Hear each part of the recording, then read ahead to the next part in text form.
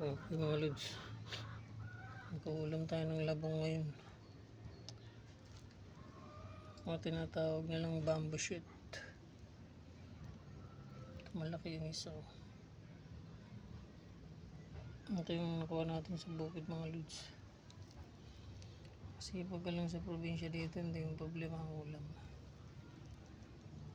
Nakakuha rin tayo ng ampalaya. Ito maganda, maraming benefits sa katawan ng mga lodi. Ito yung tinatawag nilang ampalayang ligaw. Marami ito sa bukid mga lods. Tumutubo lang siya.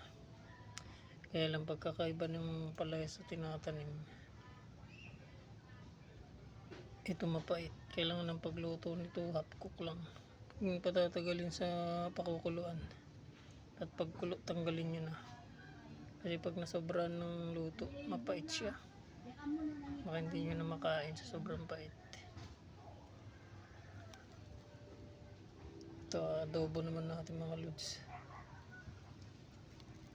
Yummy yummy.